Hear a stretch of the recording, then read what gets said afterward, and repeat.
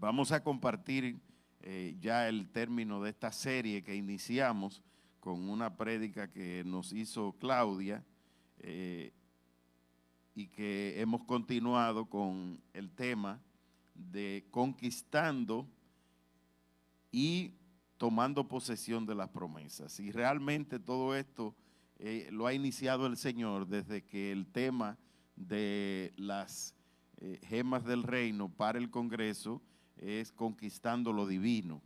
Entonces Dios nos ha ido llevando en virtud de ese mismo tema hacia esa visión. Y vamos a hacer un breve resumen de lo que hemos tratado hasta ahora. Si le damos seguimiento al proceso del pueblo de Israel, Dios dio una promesa a Abraham y esa promesa él dijo que la mantendría por generaciones. Y Abraham llegó al lugar, a la tierra que Dios le había prometido, pero él era rico, ¿verdad?, con todas esas posesiones que Dios le había dado, pero él no la disfrutó.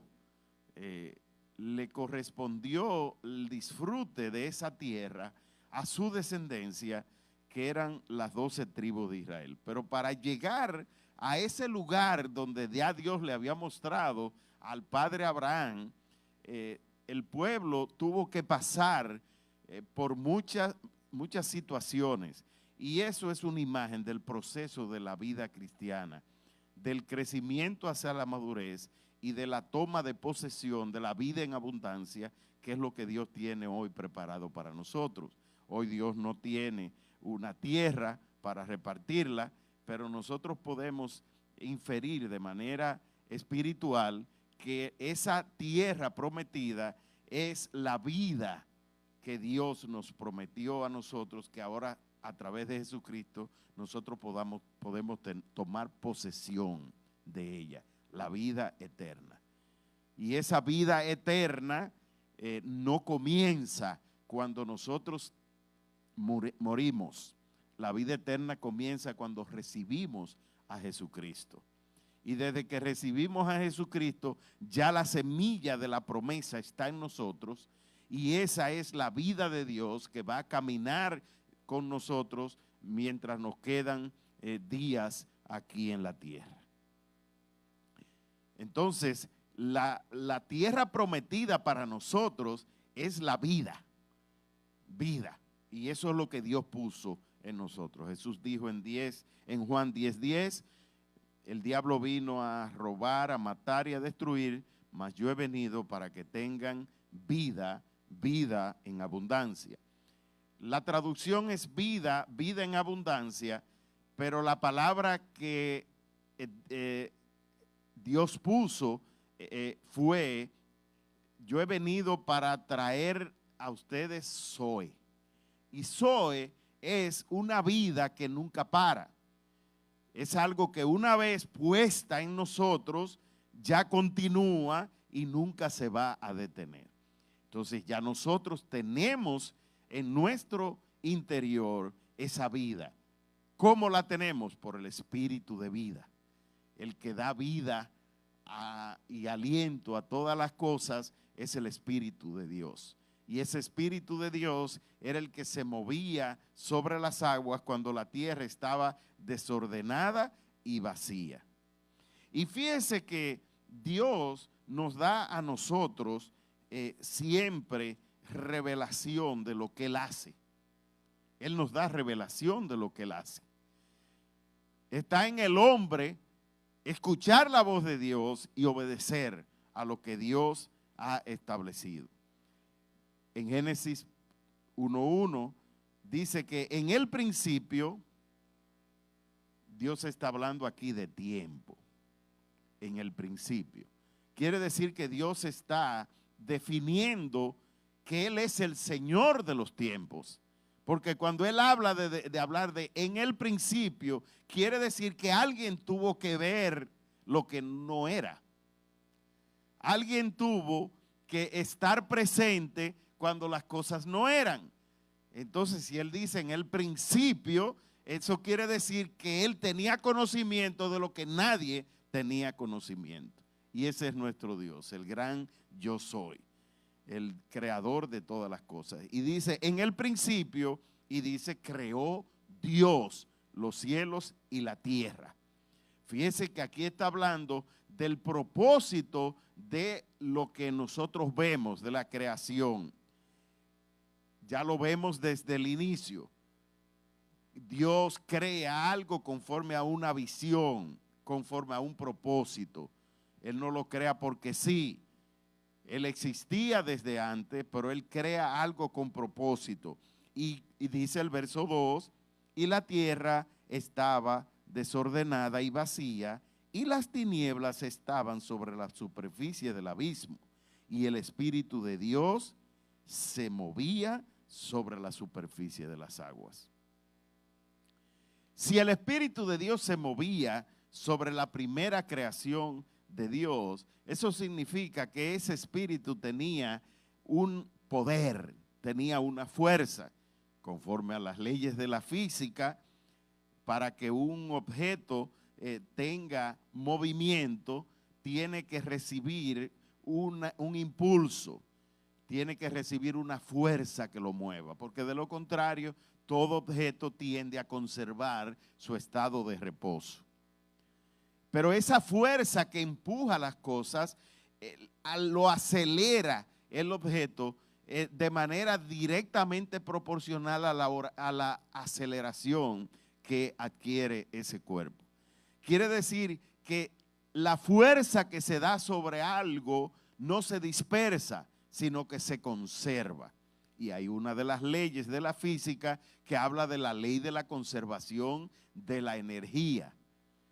Y la ley de la conservación de la energía se refiere a que la energía no se crea ni se pierde, sino que se transforma. Wow. Y eso es lo que Dios hace con nosotros. Él nos transforma. Quiere decir que el propósito de la creación es honrarle a Él. Pero él la creó de tal manera que Él puso códigos, Él puso semillas en nosotros. Y ese código, esa semilla, es el que produce la multiplicación. Por ejemplo, el espermatozoide y el óvulo son microscópicos, pero tienen el código genético para que mediante la unión de esas dos partes surja un ser humano. Pero tiene el código de tal manera que el sexo se define en función de los códigos que tiene establecido cada una de las partes, ya sea el espermatozoide o sea el óvulo. Pero vamos a hablar entonces ahora qué tiene eso que ver con nuestra vida cristiana. Dios creó todo con propósito. Y nosotros tenemos que entender que el dueño de la vida y de la muerte es Él. Y si no entendemos eso, vamos a caminar en la vida sin rumbo. Y si entendemos eso, nos va a ir bien.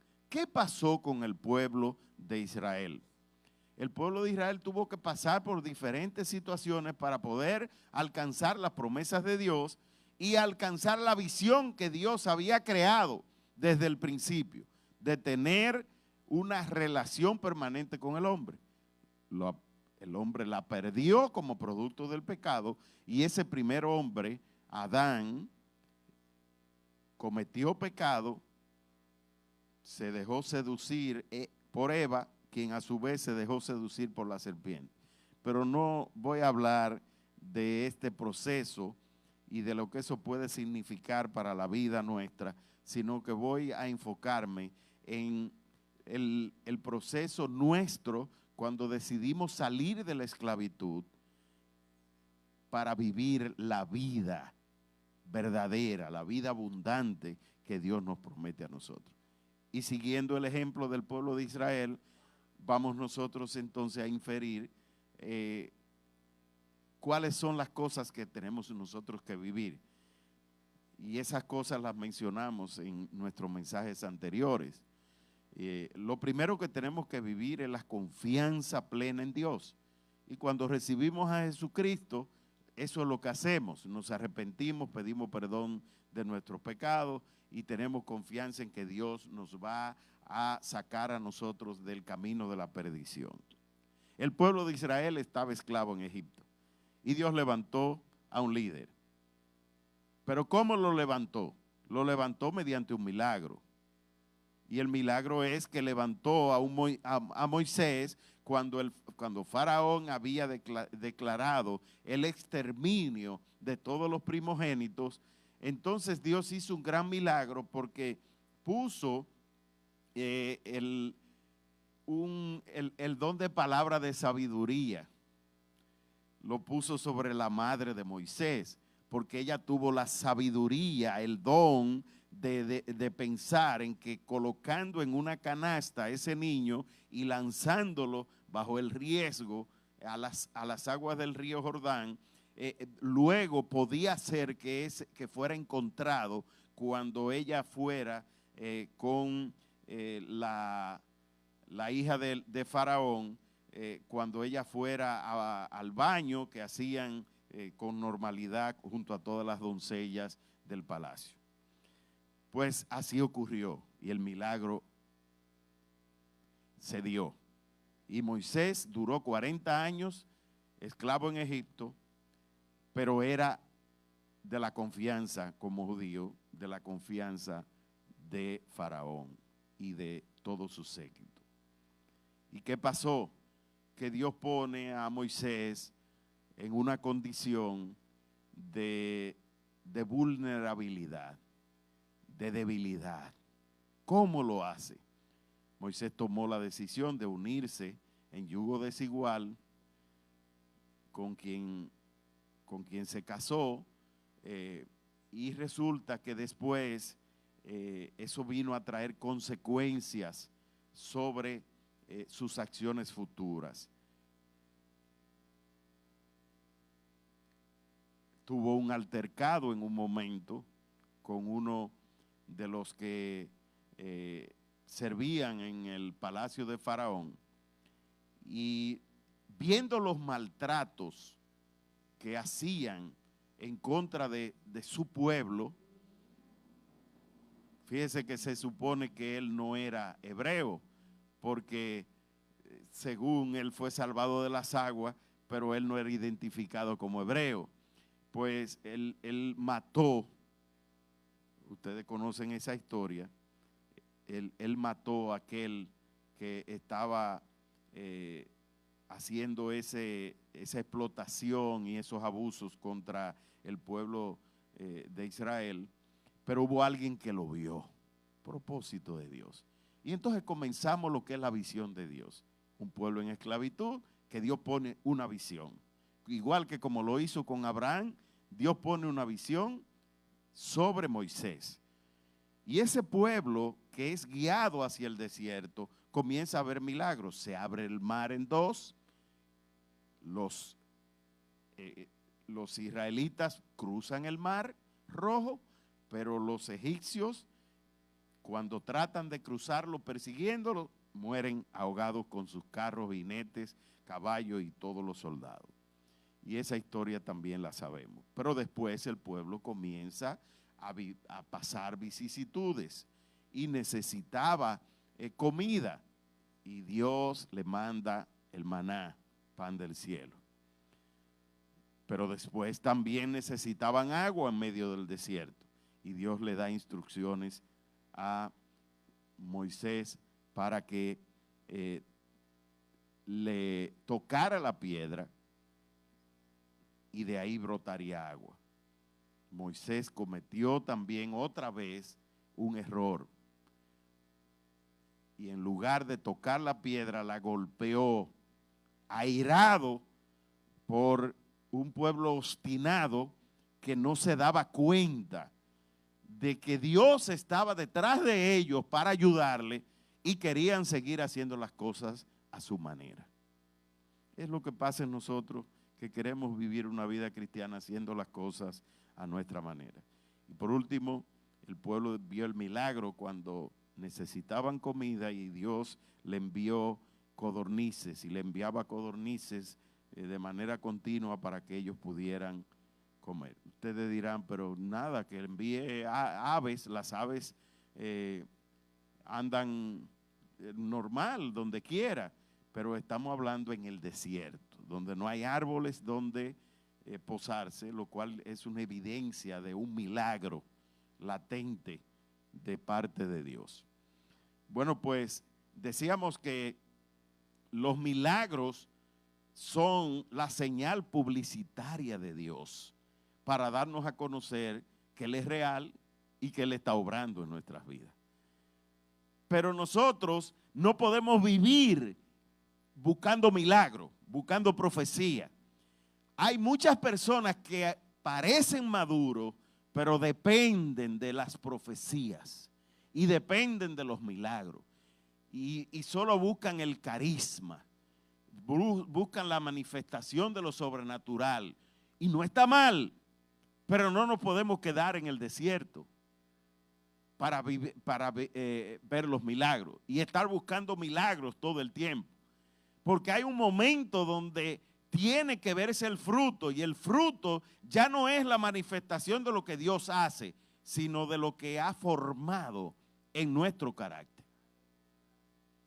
Entonces, recibieron todos esos milagros, y de ahí viene que Moisés tiene que devolverse otra vez, y a quienes le corresponde continuar hacia la tierra prometida es a Josué y posteriormente a Caleb. Y vimos algunos detalles que primero pasaron 40 años en el desierto, pero que duraron 5 años después de haber pasado el Jordán. Pero que cuando llegan al lugar, y esta fue la última parte que tratamos del capítulo 9 de Josué, cuando llegan al lugar, los habitantes de Gabaón le tendieron una trampa y lo querían engañar. Ellos habían llegado ya a la tierra prometida, pero los de aquel lugar lo que dijeron es: ellos son mayores que nosotros, lo que vamos a hacer es que nos vamos a vestir con una ropa vieja, vestiduras viejas, con sandalias viejas, vamos a comer de un pan mohoso, viejo, para que ellos se lleven la impresión de que nosotros estamos pasando trabajo aquí por mucho tiempo y que aquí en este lugar no hay nada. Y así tal vez se devuelven o nos dejan vivir tranquilos. Y Josué hizo paz con ellos y aceptó la idea, contrario a lo que Dios le había dicho, que no hiciera trato con nadie, sino que simplemente fuera al lugar, hiciera el reparto de las tierras. ¿Qué pasó posteriormente? Que vienen los inconvenientes. Cuando uno no involucra a Dios en nuestras decisiones, tenemos problemas.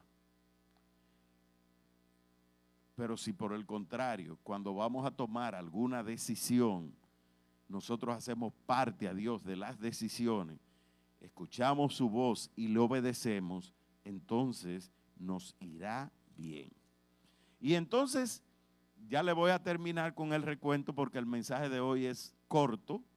Le voy a terminar con el recuento de lo que hablamos en el proceso cuando ellos llegan allí ya a la posesión de la tierra. Pues se levanta un Caleb que le dice a Josué: no hemos hecho lo que Dios nos ha dicho que hiciéramos, y por eso no nos ha ido bien.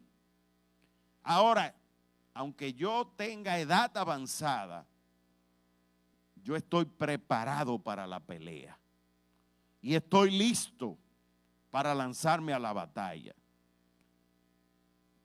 Y le dice a Josué, le llama la atención a Josué, que él, en lugar de seguir el consejo de Dios, él hizo lo que él entendió en su propia sapiencia, en su propio razonamiento. Y entonces Caleb dice, yo lo haré si tú no lo haces, pero yo voy a obedecer al Señor. Y entonces comenzaron a no hacer caso de los habitantes de Gabaón, porque al final ellos lo que querían era engañarlo. Y decíamos en nuestro mensaje pasado que cuando la promesa de Dios está a la mano para recibirla, el enemigo te presenta siempre algo con lo que quiere engañarte para que tú pierdas la visión de lo que Dios te ha prometido. Hermanos, mire, le doy de testimonio que nosotros duramos 7 años peleando por que nos fuera devuelto una propiedad que había sido adjudicada por el banco y vendido a un tercero. Y estando ya a nombre nuestro, en posesión nuestra, el enemigo al final quiso levantarse, utilizando las herramientas que el enemigo utiliza. Nos aumentaron en más de un 50% el tamaño de la deuda que teníamos con el banco. Ah, sí, el enemigo me quiere engañar. No importa, no importa. Si Dios me prometió, Él lo cumplirá. Y lo que me puedan aumentar, Dios lo compensará de otra manera. Pues hermano, efectivamente así fue. Cuando la propiedad se iba a vender, lo que nos cobraron de más, o quisieron cobrarnos de más a nivel de banco, nos lo devolvieron en la compra de la propiedad.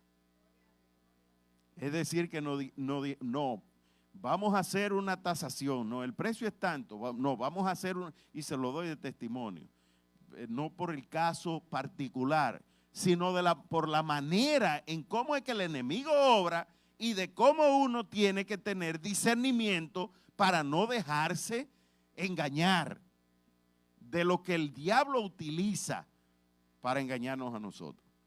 Entonces mi respuesta fue, no vamos a ser justos, vamos a hacer una tasación y el valor que dé la tasación, entonces ese le vamos a poner de valor a la propiedad. Que normalmente ustedes saben que las tasaciones valen, siempre la hacen por menos valor que el valor real, pero acordamos eso y resulta que la tasación al final tenía el monto exacto de lo que me estaban cobrando de más, por encima de lo que nosotros habíamos acordado.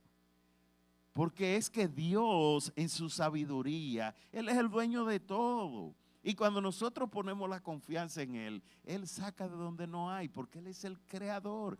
Y en el principio creó Dios los cielos y la tierra. Y la tierra estaba desordenada y vacía. Y dice que creó los cielos y la tierra, pero dice también que Él puso orden. Entonces, si nosotros queremos que Dios ponga orden, nosotros tenemos que seguir lo que Él nos ha revelado en su palabra, para que nos vaya bien. Los principios que sacamos con respecto a esa generación, que le llamamos la generación mata gigantes, la generación que enfrentó los gigantes, porque Caleb no solo se envalentonó, los demás le siguieron. Josué también se incorporó en la lucha y ellos tuvieron que enfrentar 3 gigantes que se levantaron para impedir que ellos pudieran repartir la tierra que Dios le había prometido.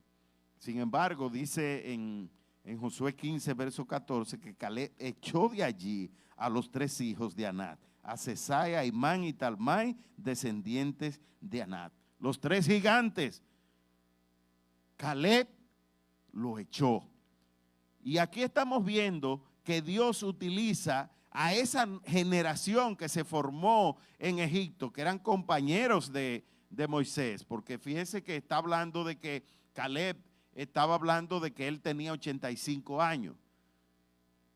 tenía 85 años y entendía que él era mayor, pero que él por edad, pero que él tenía un espíritu dispuesto para echar el pleito. Y lo echó y Dios lo respaldó. El verso 16 dice, y dijo Caleb, al que ataque a Kiriat Sefer y la tome, yo le daré mi hija Axa por mujer. Ahí vino la estrategia de parte de Dios. Y hacíamos referencia de que esa mujer, después que nosotros ya tenemos el control de lo que Dios nos va a dar, esa mujer hace referencia a la iglesia. Es decir, que Jesucristo peleó por nosotros para que nosotros al final podamos alcanzar esa promesa que es la vida eterna, vida en abundancia. Ahora vamos a leer, ya para terminar, y le vuelvo a recordar que los buenos predicadores dicen 3 veces antes de terminar, ya estoy terminando. Pero como no soy un buen predicador, le voy a decir una sola vez, ya estoy terminando. Vamos al capítulo 18 del libro de Josué y vamos a leer desde el verso 1. Después de someter a la tierra, toda la comunidad de los hijos de Israel se reunió en Silo. ¿Qué fue lo que hicieron? Someter a toda la tierra. Hay mucha gente preguntándose, pero Dios me ha dado la promesa y la bendición está ahí, pero ¿qué es lo que tiene mi bendición retenida? En que hay que someter por debajo de nuestros pies a los enemigos que son espirituales, someterlo por debajo de nuestros pies para que lo que nosotros hemos pisado sea posesión nuestra. Entonces, después de someter la tierra, dice, toda la comunidad de los hijos de Israel se reunió en Silo y allí levantaron el tabernáculo de reunión. Fíjese que en lugar de ellos hacer el reparto, lo que hicieron fue, vamos a levantar el altar. Vamos primero a honrar a Dios. Dios primero. Verso 2 dice, pero 7 tribus de los hijos de Israel se habían quedado sin recibir tierra. Recuérdense que solamente le habían dado tierra a 2,5 de las tribus. 7 se habían quedado sin tierra y había una que solamente había recibido la mitad de lo que Dios había instruido para que fuera repartido. Verso 3. Así que Josué dijo, ¿hasta cuándo van a continuar con su negligencia? ¿Cuánto más se van a tardar para tomar posesión de la tierra que el Señor, el Dios de nuestros padres, le ha entregado? Y aquí quiero ahora referirme a cuáles eran las cualidades que hablamos de esa generación conquistadora. Dijimos que es una generación que tiene visión, es una generación que sigue la visión con perseverancia, permanece fiel a Dios, es perseverante en lo que Dios ya señaló. Quiere decir que no importa lo que pase, porque si Dios lo prometió, Él lo va a cumplir. Y no importa que me corten un dedo, Dios me lo pega. Y si me arrancaron la oreja, Él va a hacer un milagro creativo como lo hizo con el soldado y va a tomarla del suelo y me la va otra vez a poner en el lugar correcto. Pero se trata de que cuando Dios te pone una visión, hay que luchar detrás de ella con perseverancia. Y aquí viene el tercer elemento que hablamos, que era la determinación. Quiere decir que no voy a flaquear. Durante 7 años nosotros estuvimos confiando en que el Señor nos iba a devolver lo que el diablo nos había quitado. De una manera injusta, nos habían despojado del trabajo de años y confiamos en que Dios era el único que podía hacer justicia a nuestro favor. Pero al principio, cuando yo fui donde el abogado que me servía, me dijo, no, yo no pierdo mi tiempo, es un caso perdido. Y yo no me incluyo con temas o con casos que yo sé que lo tengo perdido. Entonces yo le respondí, no hay problema, para ti está perdido, pero yo tengo un abogado mejor que tú. Y hoy, ¿quién es ese? Cuando yo le dije, mi abogado es Jesucristo, cayó para atrás y se puso blanco, pero después vino a su razonamiento y dijo, sí, qué iluso eres tú. Mira todos esos libros que yo tengo ahí, eso es jurisprudencia desde que la Suprema Corte de Justicia fue fundada. Y no he visto la primera sentencia en contra de un banco adjudicador. Y mi respuesta fue, si no la has visto nunca, esta será la primera.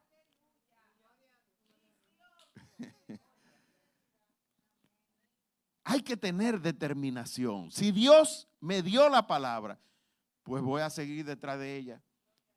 ¿Qué opción teníamos nosotros? Ninguna más que confiar en Dios.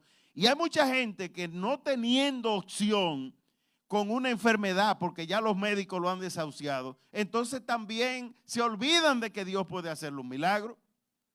Si la única opción que tú tienes ya al final, cuando estás en el fondo, donde ya tú no aguantas más, la única opción que tiene es Dios. Mire, Dios es experto en los casos difíciles. Dios es un experto en los casos difíciles. Dios es un experto en hacer de lo imposible lo posible. Ese es el Dios que nosotros hemos experimentado.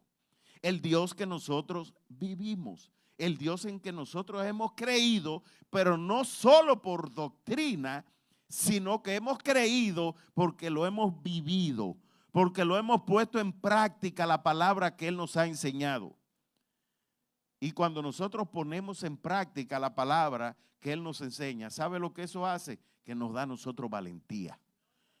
Porque nosotros vemos el respaldo de Dios y al ver el respaldo de Dios uno se envalentece. No, es que no importa, es que aunque me quieran destruir, aunque yo esté en el piso, aunque me machaquen, aunque me hagan lo que sea, yo estaré confiado. Pero ¿qué resulta?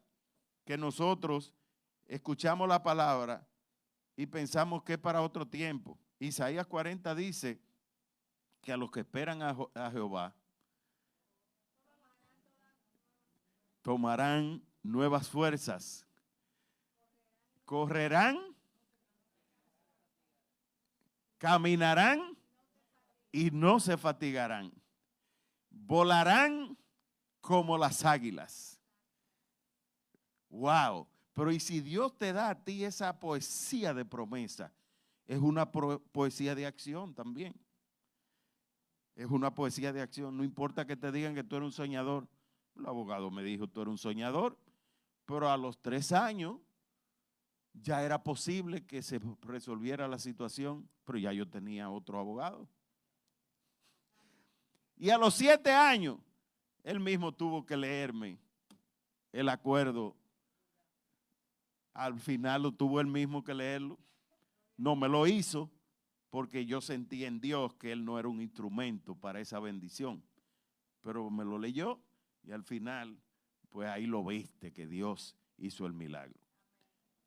Pero déjeme decirle que antes de eso, este proceso que vivió el pueblo de Israel, nosotros lo vivimos, no por 45 años, pero lo vivimos por 7. Yo no sé cuántos años puede durar en tu vida. Nosotros lo vivimos por 7 porque ese fue el tiempo en que nosotros nos preparamos para recibir la bendición. Y quiero seguir leyendo rapidito para dar la conclusión de que tú tienes que delimitar las tierras. Tú tienes que delimitar lo que Dios te ha dicho que te va a dar a ti. La posesión de lo que Dios tiene para ti, tú tienes que hacerle frontera y tú tienes que cerrar ese círculo de lo que Dios ha preparado a tu favor. Y vamos a explicarle ahora, vamos a continuar viendo. No tardaron, se avalentonaron, se lanzaron a la toma de la posesión de la tierra que el Señor le había dado. Verso 4. Escojan a 3 hombres de cada tribu para que vayan y recorran la tierra y que vuelvan luego para que me informen cómo se puede dividir en parte. Buscaron primero asegurarse de la realidad. No vamos a nosotros a actuar por imaginación. Si ya Dios nos lo prometió, ahora vamos a comprobar las cosas. Verso 5. Que dividan las tierras en 7. Judá tendrá su territorio al sur y lo de la casa de José lo tendrán al norte. 6. Verso 6. Deben distribuir la tierra en 7 partes y traerme entonces su descripción para que yo haga el sorteo ante el Señor nuestro Dios. Verso 7. Los levitas no tomarán parte en el sorteo porque a ellos les ha tocado el sacerdocio del Señor. Este les pertenece solo a ellos. En cuanto a Gad y Rubén y la media tribu de Manasés, ellos ya han recibido su parte en la ribera oriental del Jordán. Moisés mismo, el siervo del Señor, se la dio. Cuando los que fueron escogidos para delinear, diga delinear, ese es el punto. Hay que delinear la tierra de la promesa que Dios ha hecho para nuestras vidas. Dice, cuando los que fueron escogidos para delinear la tierra estuvieron listos, Josué les dijo, vayan, recorran la tierra y tomen nota de lo que vean. Cuando regresen y me traigan los detalles, yo las sortearé aquí en Silo ante el Señor nuestro Dios. Verso 9. Aquellos hombres se fueron y recorrieron la tierra, tomando nota de las ciudades y repartiéndolas en 7 partes. Esto lo anotaron en un libro y cuando volvieron, fueron a ver a Josué que estaba en el campamento de Silo. Verso 10. Josué tomó el libro y allí en Silo, ante el Señor, sorteó las tierras anotadas y las repartió por partes a los hijos de Israel. Aquí se cumplió la promesa que Dios había hecho a Abraham cientos de años antes. La promesa no era para el año que viene, pero Dios tenía un propósito. Y vamos ahora a Josué 19, versos del 48 en adelante. 48. Este fue el territorio de los hijos de Dan con sus ciudades y aldeas. Ahí terminó el reparto. De las 7:30 de las tribus que todavía faltaban, porque ya le habían dado a Rubén, a la tribu de Rubén y a la de Gad, le habían dado su parte. Entonces dice el verso 49, cuando concluyó el reparto de tierra, los hijos de Israel le dieron su parte a Josué, hijo de Nun, en medio de ellos. Oiga, a Josué lo dejaron de último. Pero usted sabe quién fue que lo dejó. Dios, por no obedecerle. Muchas veces nuestras promesas se retardan porque hubo un momento donde nosotros no obedecimos lo que Dios esperaba de nosotros. Por eso cuando hay una promesa de Dios y estamos esperando el cumplimiento, tendremos que andar pianito. Conforme a lo que el Señor había ordenado, le dieron Timacerat en el monte de Efraín, porque esa fue la ciudad que pidió Josué, y la reconstruyó para vivir en ella. Pongámonos de pie y vamos a orar y vamos a cerrar este culto. Señor, que esta palabra que hoy ha sido predicada, Señor, llegue a los corazones. Que tú, Señor, pongas en cada uno, Señor, el deseo de hacerla realidad en sus vidas, poniéndola por obra. Bendecimos tu nombre y te damos gracias, Señor, por la lluvia, porque la lluvia riega la tierra y es la que luego nos será devuelta en frutos.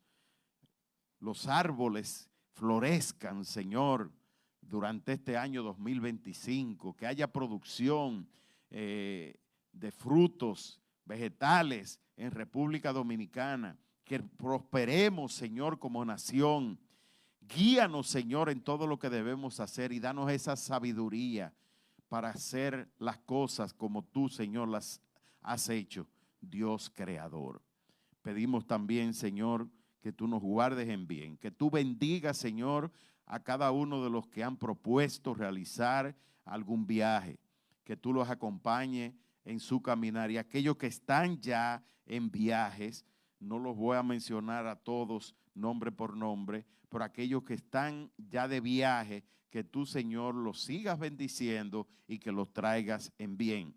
Aquellos que tenemos algún propósito de viaje, que tú, Señor, nos acompañe, que podamos disfrutar del tiempo, y aquellos que permanecen, van a permanecer en el país y que van a estar disponibles, Señor, que no pierdan la oportunidad de venir a ti, para que este año 2025 sea un año especial, un año donde nosotros podamos ver lo que tú has declarado para nosotros, la conquista y posesión de las promesas tuyas para nuestras vidas. Gracias por esta noche. Gracias, Señor, por darnos tanto. Permítenos, Señor, que podamos dormir en paz y que podamos restaurar cualquier cansancio que haya en nuestro cuerpo, tú lo restaures. Pedimos, Señor, tu intervención y que podamos tener este próximo domingo un culto en grande, adorándote y exaltando al Dios que nosotros celebramos, el Dios que nació, que murió en una cruz, que resucitó al tercer día y nos dio vida. En el nombre de Jesús. Amén. Dios lo bendiga.